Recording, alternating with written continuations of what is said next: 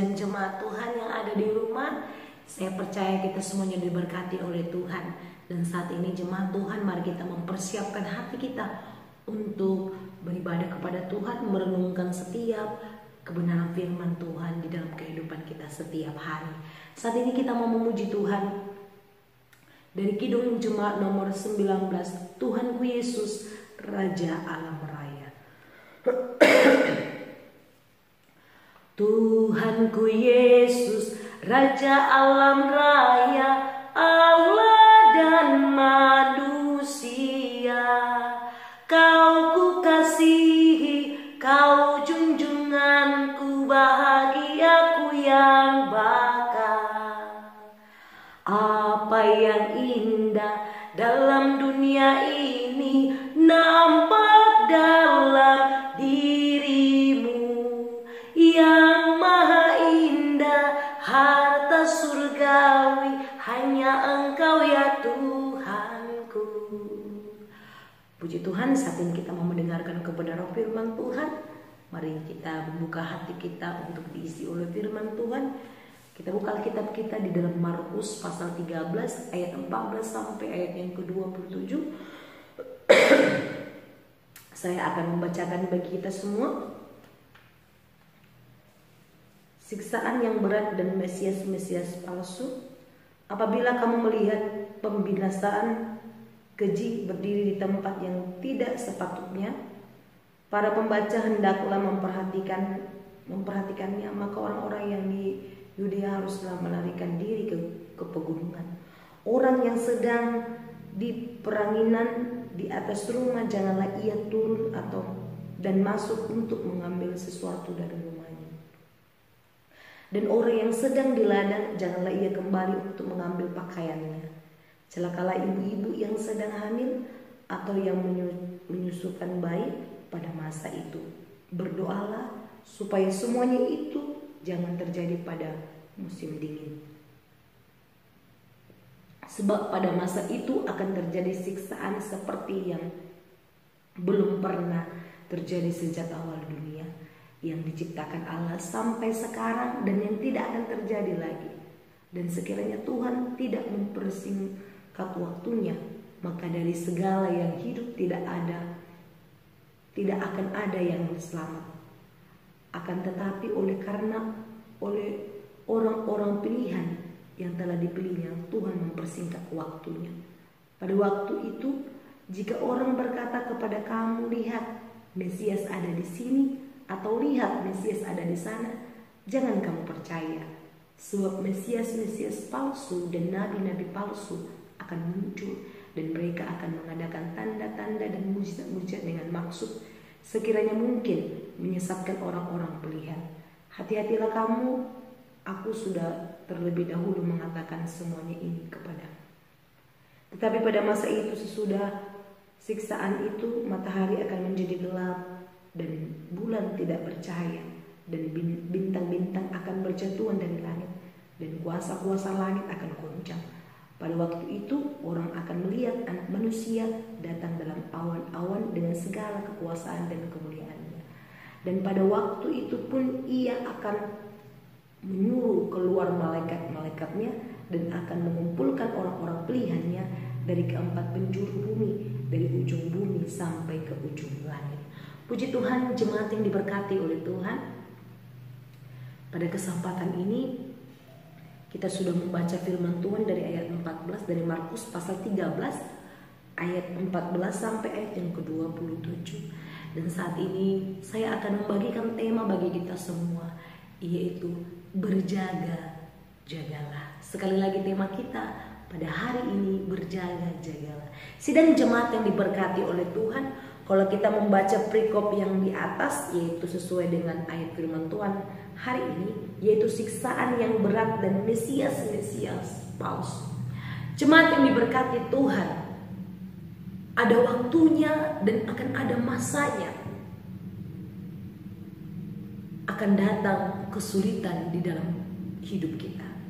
Akan datang banyak persoalan. Akan datang banyak siksaan yang berat. Dan akan ada Mesias atau nabi-nabi palsu yang menyatakan dirinya atau yang mengakui dirinya bahwa dia adalah Tuhan, bahwa dia adalah Raja. Dan akan banyak orang yang terlena jikalau imannya tidak kokoh kepada Tuhan Yesus Kristus, Sang Juru Selamat, Anak Allah yang hidup. Jemaat yang diberkati Tuhan, hari ini sesuai yang sudah saya sampaikan, tema berjaga-jagalah. Mengapa kita harus berjaga-jagalah sesuai dengan tema kita pada hari ini? Mengapa? Mengapa firman Tuhan hari ini mengajarkan kita disuruh untuk berjaga-jagalah?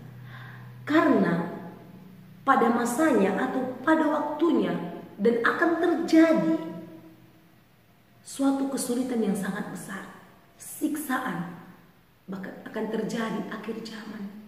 Akhir zaman artinya semuanya nanti akan musnah, semuanya nanti akan disingkirkan, semuanya nanti akan hancur. Oleh karena itu, bagi orang yang percaya dan sungguh-sungguh mendengarkan perkataan firman Tuhan dan melakukannya, maka dia tidak menerima siksaan itu sampai masuk ke dalam maut.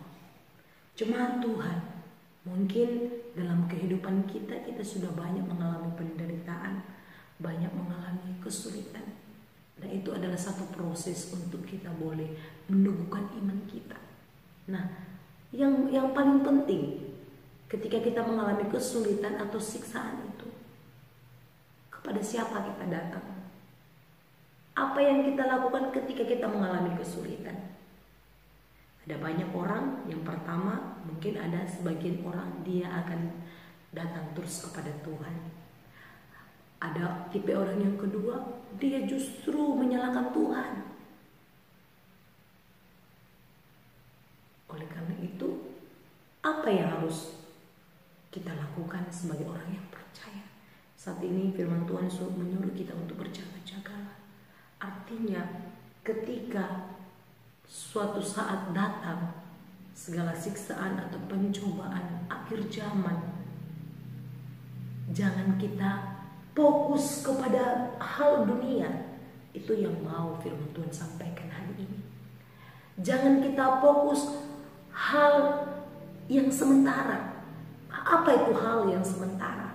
Harta. Harta itu tidak bisa kita bawa mati. Ketika nanti kita sudah mati, kita hanya membawa sepasang baju dan tidak membawa apa-apa lagi. Sepasang baju pun yang kita pakai itu, dia akan membusuk, dia akan hancur, dan tidak ada gunanya. Oleh karena itu, jemaat yang diberkati oleh Tuhan, ketika nanti akhir zaman datang, siksaan itu datang, jangan kita fokus kepada harta. Oh, bagaimana nanti hartaku? Aku harus melindungi hartaku, aku harus memindahkannya, aku harus jual, dan nanti ada uangnya. Kemudian uang ini saya akan belikan emas atau lahan, supaya nanti ada masa depan untuk anak saya. Bukan itu lagi yang kita pikirkan. Mencari uang itu tidak masalah. Tidak ada larangan untuk firman Tuhan di dalam Alkitab. Namun yang paling penting yang boleh kita renungkan yaitu ketika siksaan itu datang, ketika akhir zaman sudah mulai ada tanda-tanda, yang fokus kita yaitu kita jangan berfokus kepada harta duniawi, tapi fokuslah kepada surgawi. Bagaimana saya Tuhan? Apa yang harus saya lakukan? Apakah saya menoleh ke belakang seperti istri Lot ketika api menyala-nyala? Dia masih memikirkan hartanya. Ketika datang bencana, dia masih memikirkan hartanya. Bagaimana nanti harta saya? Apa yang harus saya lakukan? Akhirnya, apa yang terjadi? Dia menjadi tiang garam. Karena apa? Dia memikirkan, oh, saya harus menyelamatkan harta saya. Oleh karena itu, sia-sia semuanya di dalam kehidupannya. Oleh karena itu, jemaat Tuhan, saya merindukan ketika nanti kita akan mungkin menerima keadaan tersebut. Satu hal yang mau saya ingatkan, kita tetap bersandar kepada Tuhan. Ingat bahwa di atas segalanya Tuhan yang berkehendak, Tuhan yang mengatur kehidupan kita.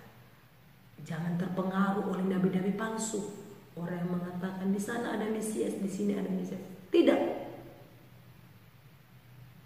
Mesias itu bukan seperti kita manusia ini. Bukan pendeta itu Mesias, bukan. Bukan uskup, bukan itu bentuk Mesias. Tapi dia anak Allah Bapa yang sudah mati dan bangkit kembali, hidup kembali. Dia adalah roh yang tidak kita bisa lihat dari kasat mata, tapi bisa kita lihat dari kacamata rohani kita. Oleh karena itu jemaat Tuhan, renungkan firman Tuhan ini, mari kita melakukannya. Amin. Mari kita berdoa. Terima kasih Tuhan, kami sudah merenungkan firman Tuhan. Meteraikan firman-Mu dan ajar kami melakukannya di dalam kehidupan kami, supaya iman kami semakin bertumbuh di dalam Tuhan. Terima kasih Bapa, dalam nama Yesus kami sudah berdoa. Haleluya. Amin. Shalom, Tuhan Yesus memberkati.